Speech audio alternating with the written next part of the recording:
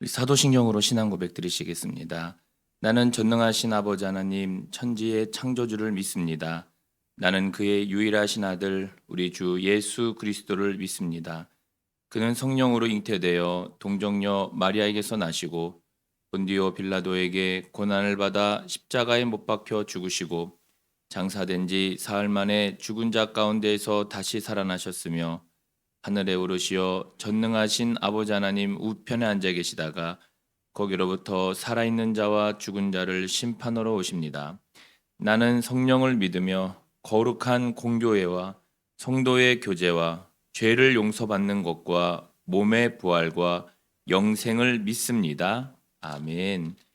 찬송가 218장 찬양하시겠습니다. 찬송가 218장입니다.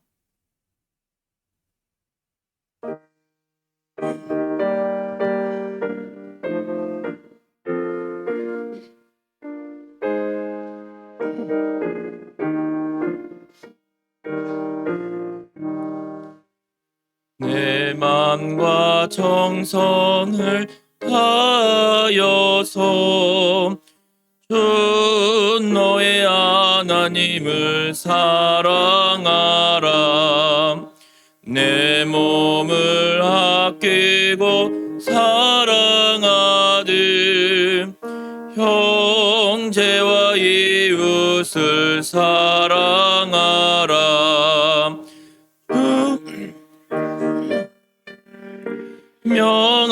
명하시니 그 명령 따라서 살아가리. 널 미워 해치는 원수라도 언제나 너그럽게 사랑하라. 널 핍박하는 자 위에서도 신실한 마음으로 복을 빌라. 주 우리에게 명하시니 그 명령 따라서 살아가리. 나 항상 주님을 멀리하고 형제를 사랑하지 못하였다. 이러한 죄인을 사랑하사 주께서 몸버려 죽으셨다. 죄의 큰 사랑 받은 이 몸 내 생명 다 바쳐 충성하리. 아멘. 오늘 하나님의 말씀은 사무엘상 24장 1절에서 15절까지의 말씀입니다. 사무엘상 24장 1절에서 15절까지입니다. 한 절씩 교독하시고 마지막 절은 함께 봉독하도록 하겠습니다.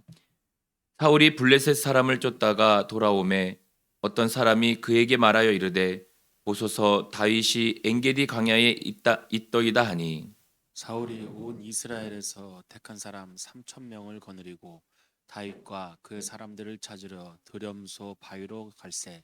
길가 양에 우리에 이른즉 굴이 있는지라. 사울이 뒤를 보러 들어가니라.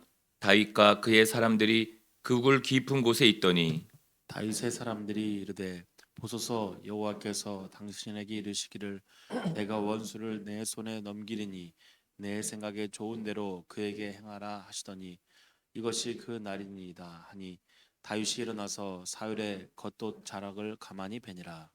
그리한 후에 사울의 옷자락 뱀으로 말미암아 다윗의 마음에 찔려 자기 사람들에게 이르되 내가 손을 들어 여호와의 기름 부음을 받은 내 주를 치는 것은 여호와께서 금하시는 것이니 그는 여호와의 기름 부음을 받은 자가 됨이니라 하고.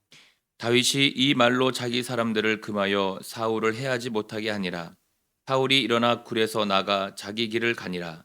그 후에 다윗도 일어나 굴에서 나가 사울의 뒤에서 외쳐 이르되 내 주 왕이여 하매 사울이 돌아보는지라 다윗이 땅에 엎드려 절하고 다윗이 사울에게 이르되 보소서 다윗이 왕을 해하려 한다고 하는 사람들의 말을 왕은 어찌하여 들으시나이까?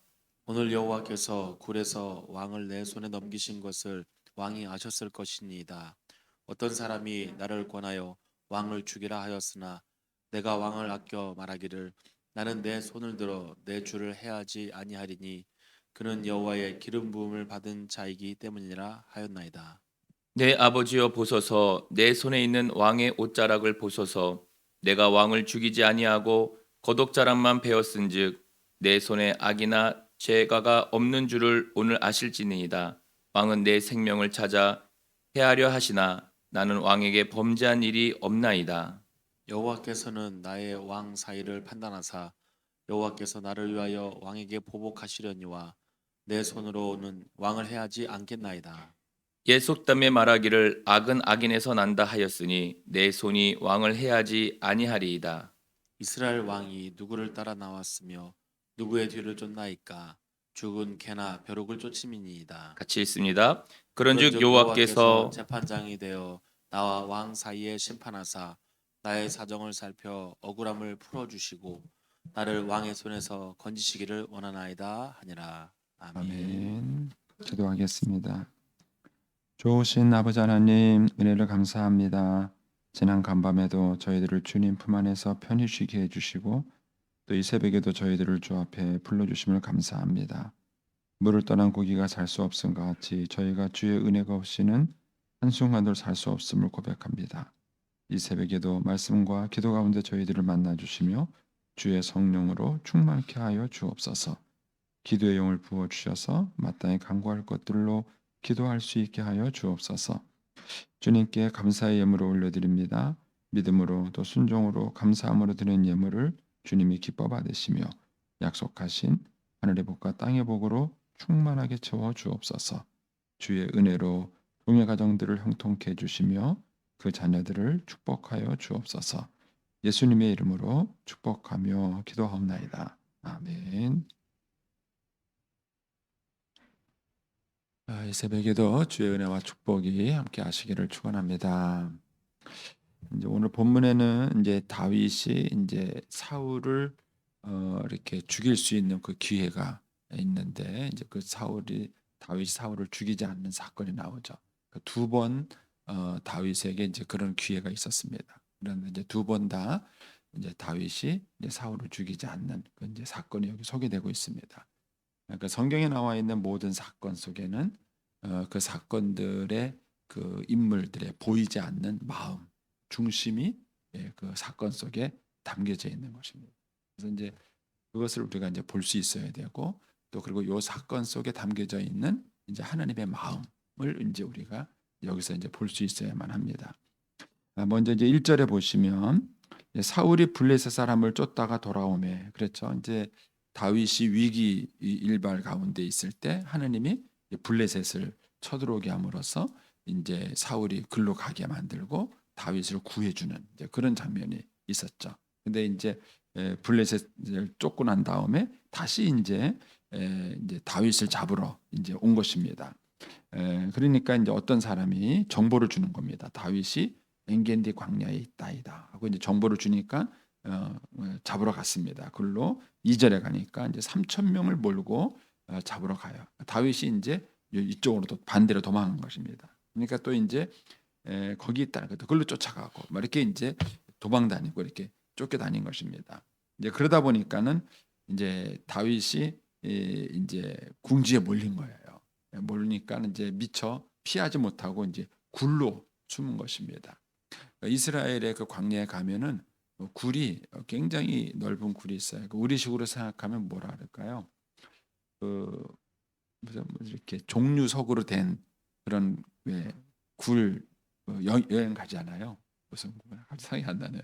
그러면 이제 들어가는 입구는 작아 보여도 그 안에 들어가면은 왜 굉장히 이렇게 굴이 안에 넓은 거를 볼 수 있지 않습니까? 그러니까 이스라엘에게도 그런 굴이 있어요. 그래서 겉볼 때는 이렇게 좀 작아 보이지만 이제 그 안에 들어가면 굉장히 크죠. 다윗이 그 다녔던 사람들이 400명이에요. 400명이 들어갈 수 있는 굴이니까 이 굴이 그 안쪽으로는 굉장히 이제 컸던 굴이라고 우리가 이제 생각해 볼 수 있습니다. 근데 그 굴에 이제 이제 그 다윗과 이제 그의 부하들이 숨은 거죠. 그런데 여기에 이제 사울 왕이 이제 뒤를 보러 들어왔다는 얘기는 이제 요즘으로 말하면 화장실 간 거죠. 이제 화장실을 간 거죠. 그러니까는 경호원들을 다 띄워놓고 이제 사울만 혼자 간 것입니다. 그러니까 서로에게 죽일 수 있는 찬스가 된 것이죠. 4절 가서 보시면 이 똑같은 상황에 대해서 이제 해석하는 것이 달랐습니다. 다윗에 보면 다윗의 사람들이 이르되 보소서 여호와께서 당신에게 이르기를 내가 원수를 내 손에 넘기니 내 생각에 좋은 대로 그에게 행하라 하시더니 이것이 그날이다. 철회의 찬스 아니에요? 찬스가 딱 왔으니까 이제 하느님이 당신에게 죽이라고 얘기를 한 것입니다. 라고 이제 얘기를 합니다. 그런데 이제 다윗이 이제 그 얘기를 듣고 이제 몰래 접근을 한 거예요. 근데 접근을 했는데 아마 이제 5절에 보니까 그리한 후에 사울의 옷자락으로 뱀으로 말미암아 다윗의 마음에 찔렸다. 그랬는데 여러 가지 그 생각이 그 순간 들었을 거예요. 이제 일단은 사울이 장인이잖아요. 어쨌든 뭐 결혼했으니까 자기 장인이죠, 왕이죠. 누구보다도 아마 이 다윗의 마음에 갈등을 준 거는 요나단의 아버지라는. 그러니까 이제 요나단은 목숨 걸고 자기를 사랑을 했고 자기를 지켜줬잖아요. 근데 누구보다도 사랑하는 그 친구의 아버지예요. 그러니까 이 다윗이 그 사울에게 접근을 했어도 쉽게 그렇게 죽이는 게 쉽지 않았을 거예요. 그러니까 아마 이제 이 접근을 했을 때에는 다윗의 마음에 이게 처음부터 옷자락만 베고 오겠다 이런 마음은 아니었을 것 같아요. 접근을 했을 때는 아마 정말 이게 하나님이 주신 기회인가 보다 이렇게 생각하고 접근했을지도 모르겠어요. 그런데 이제 막상 사울 왕을 봤을 때는 복잡한 거죠. 복잡한 거죠. 원수기도 하고 자기의 친한 친구 아버지기도 하고. 그러니까 저와 여러분이 이제 인생을 살아가다 당하는 어려움이 이거예요. 악인과 선인이 선명하게 구분이 되면 쉽습니다. 쉬워요. 그런데 우리가 만나는 사람이 악인과 선인이 그렇게 선명하게 구분이 되지 않아요. 대부분의 경우는 이게 뒤섞여 있습니다. 뒤섞여 있어요. 한쪽으로 보면 왼수고 한쪽으로 보면은 아주 친한 그런 사람인 거예요. 이게 이제 우리가 살아가면서 어려운 거예요. 이제 가족 간에서 갈등이 생길 때도 그렇잖아요. 제가 뭐 늘 말씀을 드리지만 저를 누구보다 사랑해 주신 분이 저희 어머님이기도 하시면서 누구보다도 제 마음에 상처를 많이 주신 분이 또 제 어머니세요. 또 저희 어머님은 제가 잘 되기를 바라세요. 근데 그러면서도 제 결혼 생활을 막 휘저어 놓은 분이 또 우리 어머님이세요. 어떻게 해야 돼요?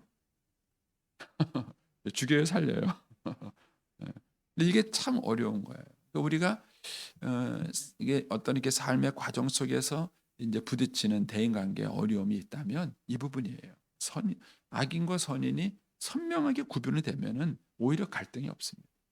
근데 이제 뒤섞여 있는 거죠. 그러니까 다윗도 이제 이런 상황에서 복잡한 마음이 들었을 거예요. 그래서 결국은 이제 그 중간선이 뭐였냐면은 이제 옷자락을 자르고 오는 거예요.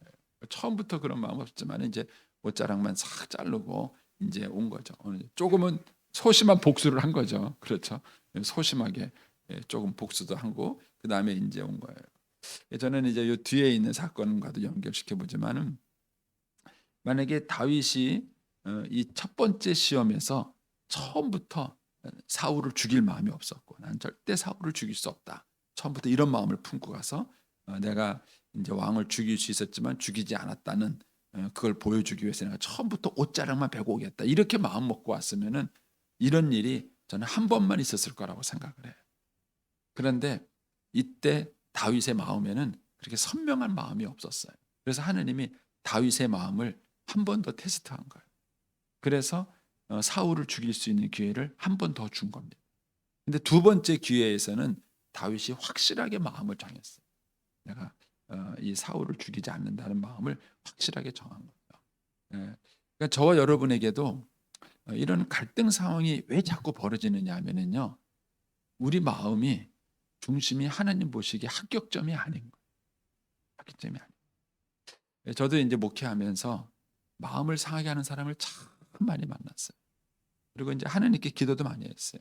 하나님 좀 어떻게 좀 해주세요. 그냥 그만하겠습니다. 감정적으로 생각하면은 별 생각이 다 드는 거예요. 근데 이제 어느 날 이제 하나님이 깨닫게 해주신 것은 뭐냐면은 그 사람이 문제가 아니라 내가 문제라는 걸 알게 해주신 거예요. 그래서 하나님이 그 사람을 통해서 나를 테스트하고 있다는 것을 깨닫게 해주신 거예요. 그래서 사람을 보지 않고 이제 저를 보기 시작했어요. 그래서 하나님 이런 사람도 내가 사랑할 수 있게 해주세요. 내가 이런 사람도 내가 섬길 수 있게 해주세요. 그런 거. 근데 이제 이게 어느 날 되니까 돼요. 안 될 것 같은데 되더라고요. 돼가지고 정말 얼굴도 보고 싶지 않고 꼴도 보고 싶지 않은 그런 사람이 있는데도요. 이게 되더라고요. 그때가 딱 되니까 하나님이 그 문제를 해결해 주세요. 그 문제를 해결. 그러니까 여러분의 인생에 정말 이렇게 갈등이 생기는 사람을 만난다 그러면은 그 사람이 문제라고 생각하지 마세요. 그 환경은 진짜 본질이 아니에요. 근데 우리는 항상 그 사람이 문제고 저 사람만 없으면 내 인생의 문제가 해결될 것 같은데 사실은 진짜 문제는 나예요. 그 문제를 내가 풀지 못하는 거예요. 해결을 하지 못하는 거예요. 그러니까 하나님이 그런 환경을 주신 이유는 뭐냐면은 나를 그걸 통해서 성숙시켜 가기 위함. 사실 우리가 이제 학교에서 공부하잖아요. 근데 공부할 때는 다 아는 것 같잖아요. 다 공부할 때는 다 아는 것 같아요. 근데 시험장에 들어가면은 몰라요. 그럼 모르는 게 맞는 거예요.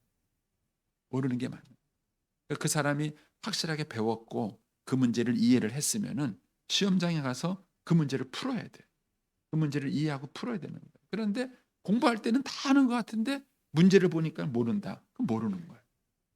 실력이 안 되는 거예요. 그러니까는 저와 여러분이 예배드리고 기도하고 은혜 받을 때는 다 사랑할 것 같고 다 용서할 것 같고 그런 거예요. 그런데 막상 문제를 탁 만나면은 용서가 안 되는 거예요. 마음의 이 상처가 해결이 안 되는 거예요. 그러면은 해결 안 되는 거예요. 해결이 안 되는 거예요. 그래서 하나님께서는 저와 여러분의 그 보이지 않는 이 내면, 이 중심에 진짜 뭐가 있는가를 보여주기 위해서 사울 같은 사람을 만나게 합니다. 사울 같은 사람이 내 주변에 있고 그래서 그것을 통해서 하나님이 내 영적인 상태를 들여다볼 수 있도록 하나님이 해주시는 겁니다. 이제 조심하실 것은 이제 이런 모든 문제의 책임이 나한테 있다. 그래서 내가 벌을 받는다. 이런 관점으로 보시면 안 돼. 하나님은 그런 상황 속에서 우리를 이렇게 성숙시켜 주시고 한 걸음 더 나가서 그런 상황에서 하나님이 내 믿음을 더 네가 이만큼 성숙했다는 것을 깨닫게 해주기도 하십니다. 이제 오늘 다윗을 보면 이제 조금 더 내려가셔서 6절에 가서 보시면 자기 사람들에게 이르되 자기 사람들이 누굽니까? 자기 다윗을 따라다니는 400명의 사람들을 말하는 거예요. 근데 이 400명의 사람들은 뭐냐면은 의증이 뜨증이에요. 예, 그렇죠? 그 앞에 보면은 뭐 마음 상한 사람들, 환난 당한 사람들 이런 사람들이 다윗이 도망 다닌다 그러니까는 다윗에게 다 몰려온 사람. 그러니까 다윗 주변에 400명은요, 그냥 의정이 뜨정이들이에요. 이런 사람들이 다윗 주변에 모였는데 세월이 지나면 어떻게 되느냐면은 이 사람들이 다윗의 권력의 핵심 인물들이 돼요. 이 사람들이. 그러니까 이제 이 사람들이 나중에 다윗을 도와서 다윗을 왕으로 세우는데 충성된 목숨 걸고 충성한 사람들이잖아요. 결국 이 사람들이 나중에 다윗의 신복이 되는 것입니다. 그러니까 이 의정이 뜨정이 같은 사람이 나중에 다윗이 권력을 잡았을 때에 신복이 되면은 어떤 일이 벌어지냐면은 이 사람들이 정권을 부패하게 만들어. 이 사람들 정권을. 그러니까는 하나님의 입장에서 봤을 때에는 다윗을 훌륭한 왕으로 세우는 것도 중요하지만 이 다윗을 따라다니는 이 사람들도 다윗만큼 훌륭한 사람이 돼요. 그러니까는 이 사건은 다윗을 훈련시키는 사건이기도 하지만 또 한쪽에서는 다윗의 부하들을 훈련시키는 사건.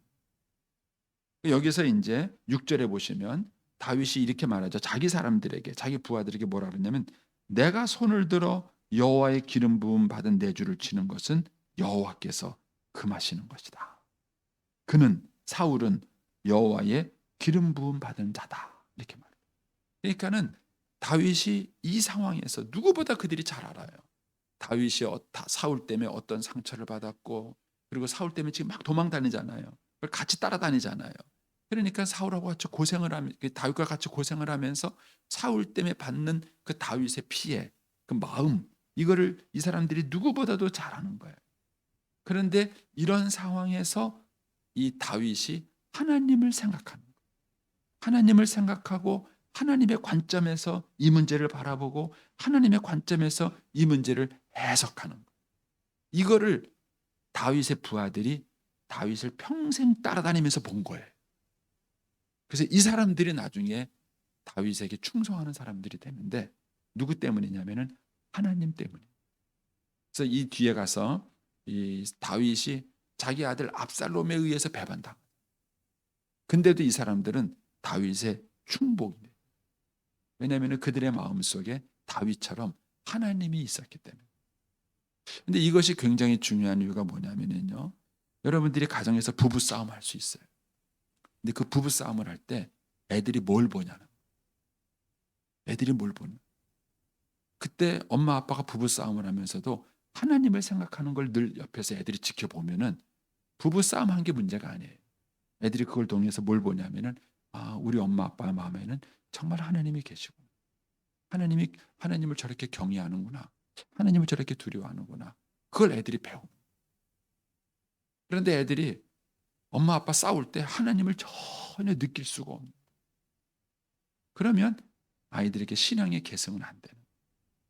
그러니까 다윗이 이렇게 사울에게 쫓겨다니면서 그 다윗의 중심에는 늘 하나님이 있었던 거예요.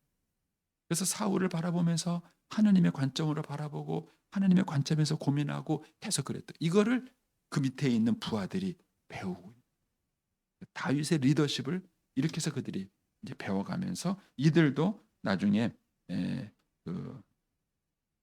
다윗의 그런 충실한 부하가 되는 훈련의 과정을 거치는 겁니다. 교회 안에서도 마찬가지예요. 교회 안에서도 뭐 남녀전도 연대든 무슨 뭐 구역 모임이든 또는 교회에서 무슨 일하다 보면은 교회가 갈등이 있을까요, 없을까요? 있습니다. 왜 없겠습니까? 왜냐하면 교회는 죄인들이 모이는 곳이고 다양한 사람이 모이는 곳이니까 갈등이 있는 거예요.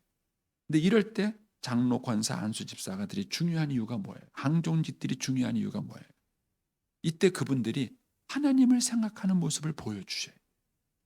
무슨 갈등이 있을 때 그 갈등 속에서 다윗처럼, 다윗이 말한 것처럼 내가 여호와의 기름 부음 받은 자를 내 손을 치는 것을 하나님이 금하시는 자다. 그는 하나님께 기름 부음 받은 자다. 그러면서 7절에 뭐라고 말합니까? 다윗이 이 말로 자기 사람들을 금했다 했습니다. 이 말로 자기들을 이런 모습들을 주변에서 봐야 되는 거예요. 권사님의 모습, 장로님의 모습, 이런 집사님들의 모습들을 주변 사람들이 보는 거예요. 보면서 그들이 뭘 배우냐면은 그 속에서 하나님을 배우는.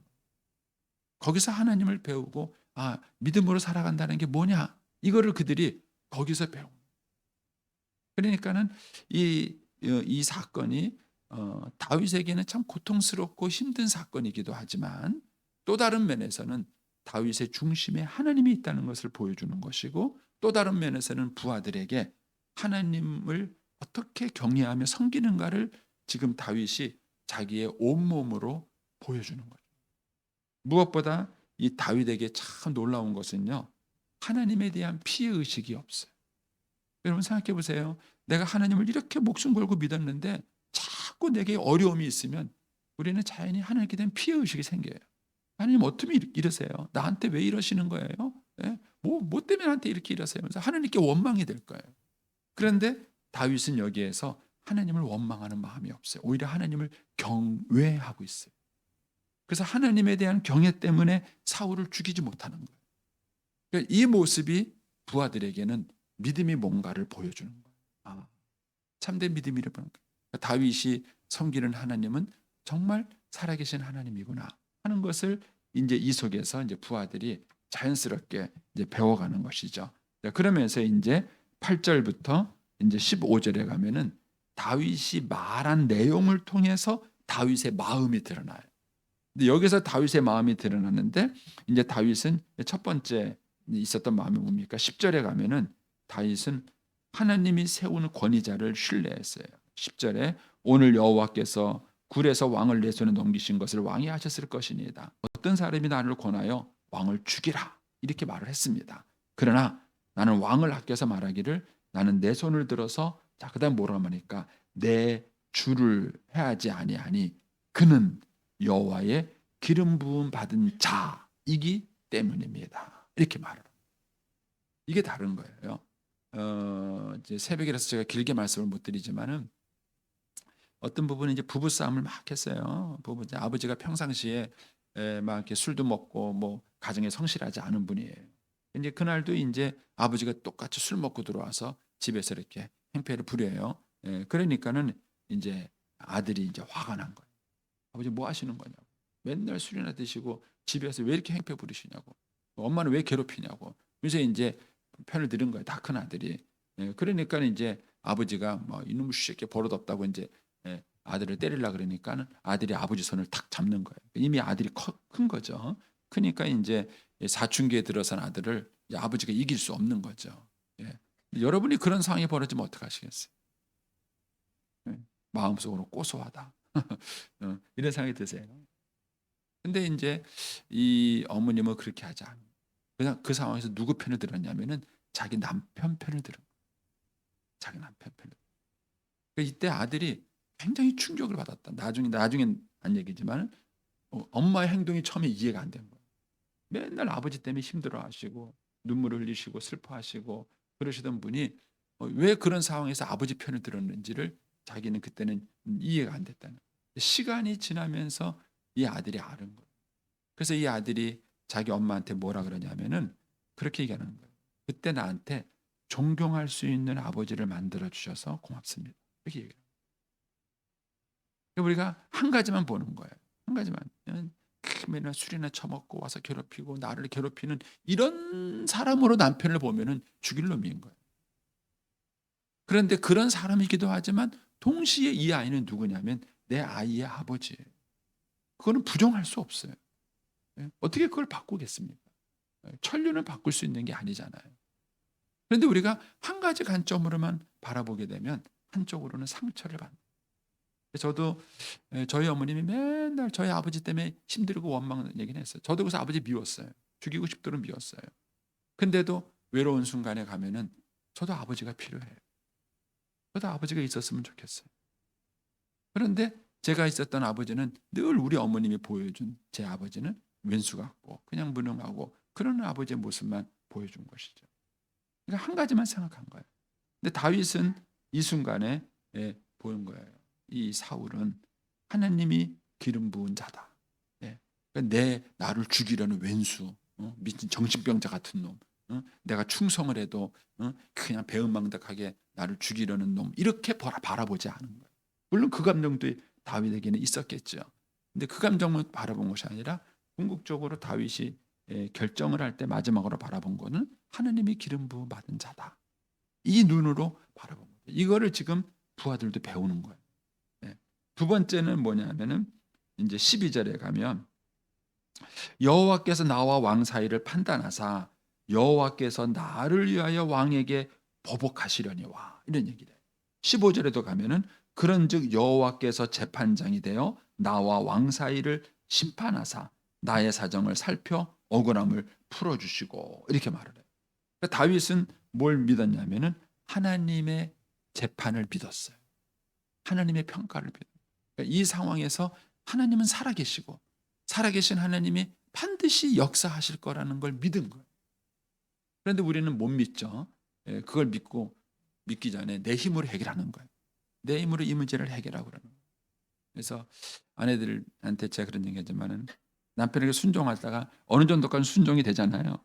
근데 이제 그 이상은 안 되잖아요. 왜? 그 이상 하면 망할 것 같잖아요. 그 이상 하면 죽을 것 같잖아요. 그게 안 되잖아요. 그러니까는 하나님이 개입하지 않으시는 거예요. 다윗은 이 순간에도 하나님의 판단을 믿은 거예요. 내가 지금 딱 죽여서 해결하면 문제가 빠르겠죠. 근데 다윗은 그렇게 해결하기보다 하나님은 살아계시다. 하나님이 기다리시라 그러면 이유가 있지 않겠는가. 그러니까 이것과 아브라함을 비교해 보세요. 아브라함이 약속을 믿고 기다리고 기다리다가 지쳤어요. 그래서 뭐예요? 아내의 말을 듣고 이스마엘을 낳잖아요.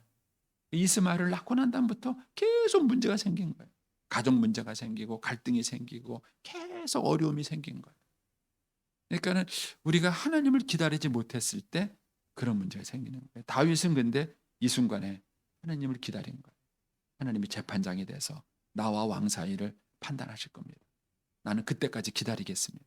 그 하나님의 평가가 있을 때까지 내가 기다리겠습니다. 이렇게 이제 얘기를 하는 거죠. 세 번째는 13절에 가시면은 옛 속담에 말하기를 악은 악인에게서 난다 하였으니 내 손이 왕을 해하지 아니할 것입니다. 그러니까 나는 악한 사람이 아닙니다. 악한 사람이라면 악한 행동을 할 것이고 선한 사람이라면 선한 행동을 할 것인데 나는 악한 사람이 아니니까 나는 왕을 죽이지 않겠습니다. 이런 이제 얘기가 되는 것이죠. 그럼 이제 네 번째로는요, 다윗은 기도의 응답을 믿은 거예요. 거기 15절에 가시면 그런지 여호와께서 재판장이 되어 나와 왕 사이를 심판하사 나의 사정을 살펴 억울함을 풀어주시고 나를 왕의 손에서 건져내기를 원하나이다. 이건 뭐예요? 기도한 거예요. 내가 하나님께 지금 기도하고 있습니다. 그리고 이 기도가 응답될 거라고 다윗은 믿은 거예요. 하나님께서 이 기도를 응답해 주시고 결국 우리가 이제 이 모든 역사적 사건을 알지만은 맨 마지막에 어떻게 하십니까? 하나님이 이 문제를 해결해 주시잖아요. 그리고 전장에 나가서 사울은 전사하게 만들고 자연스럽게 다윗이 왕을 계승합니다. 그러니까는 그의 손에 피가 없는 거죠. 그가 왕이 됐음에도 불구하고 그의 정권이 부정한 정권이 아니라 깨끗한 정권이 되는 것이고 그런 바탕 위에서 그가 왕이 됐기 때문에 위대한 그런 이제 이스라엘 나라를 세울 수 있는 임금이 될 수 있었던 것입니다. 그래서 저와 여러분이 오늘날 이 사건 속에서 우리의 삶 속에서 많은 사건을 부딪힐 텐데 결국 그것은 내 중심에 뭐가 있는가를 드러내는 거예요. 만약에 혈기가 나온다면은 내가 겉으로는 하나님을 믿는다고 말하지만 아직까지 내 중심에 하나님이 없는 거예요. 혈기가 있는 것이고 또 내가 기다리지 못한다면은 역시 내가 하나님에 대한 믿음이 부족한 것이죠. 정말 하나님이 살아계시고 능력으로 역사하시고 나를 사랑하시는 분이고 지혜로운 분이라면은 그분이 가장 최선의 시간에 이 일을 역사하실 거라는 것에 대한 믿음을 갖는 것이죠. 이런 부분에서 오늘 사건을 여러분들이 잘 묵상해 보시고 다윗이라는 인물이 어떻게 해서 만들어져 가는가, 그래서 그가 어떻게 하나님을 기쁘시게 하게 하는 자가 되는가 하는 것들을 우리가 이제 이 사건을 통해서 볼 수 있습니다. 여러분 오늘 한 날도 우리의 중심에 하나님을 모시고 하나님께 반응하는 그런 이제 삶을 사십시오. 그것이 주님께서 가장 우리의 삶을 최선의 축복으로 인도해 주실 것입니다. 기도하겠습니다.